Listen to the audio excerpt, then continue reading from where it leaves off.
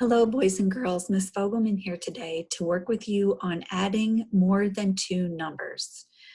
Today is August 31st. It is Monday, and let's get started.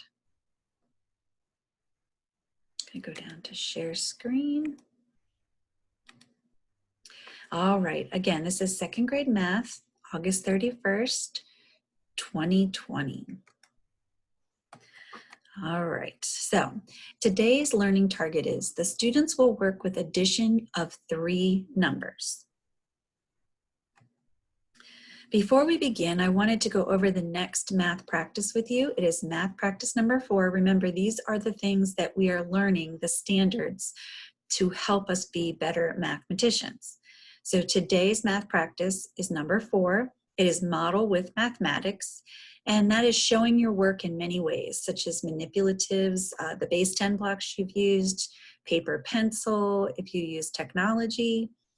We're also going over math practice number 5, which is to use tools appropriately. I can use my math tools and explain why I chose to use them. For example, base 10 blocks, if you're adding numbers together, it makes it easy for you to see what the answer is. All right, so again, these are our standards that we are using to help us be better mathematicians. Our problem for today is Jake is building with cubes. He has a tower of 2 green cubes, a tower of 5 blue cubes, and a tower of 3 yellow cubes. How many connecting cubes does he have? Okay, so many times we would use manipulatives such as these blocks here, the connecting blocks, the base 10 blocks, to try to figure out the answer. But if we're doing mental math, let's take a look and see when adding these three numbers together, what might our first step be to make this process easier for us? So for example, you see here the number 3 and the number 2. When you add 3 plus 2, you get 5. And of course, 5 plus 5 is 10. So by adding these two numbers together first, we made an easier number to add to the number 5. So when it says how many connecting cubes does he have, we know we need to add these three numbers together and we get the number 10. Now on the next screen, it does show us some of the different ways that you could have solved this problem. So you could have done 2 plus 5, which is 7. Now the easy part with this is then 7 plus 3 is 10. So what that makes that whole 10.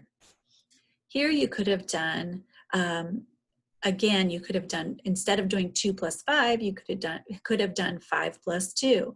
And again, it would get you the same answer here. And then here you can, this is the way that we chose to do it because we knew that 2 plus 3 equals 5. And everybody knows 5 plus 5 is 10. That's a very, that's one you've learned long ago. So it makes it very easy to get that final number of 10, which is 2 plus 3 plus 5 equals 10.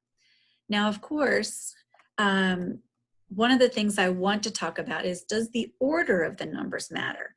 So let's look back here at these two problems. This one did the 2 plus the 5, and this one did the 5 plus the 2. So our final equations right here, this one is 2 plus 5 plus 3 equals 10. This one is 5 plus 2 plus 3 equals 10. So no matter which order you had it in, we still got the same answer. And again here, we had 2 plus 3 plus 5. So this is a different order than this one, but again, we got the same answer. So when you are adding, it does not matter which order you choose to add the three numbers together, you will get the same answer. So it's really about finding that easy number for you to add to the third number. Okay, so we answered our closure question, which is, does the order of numbers matter?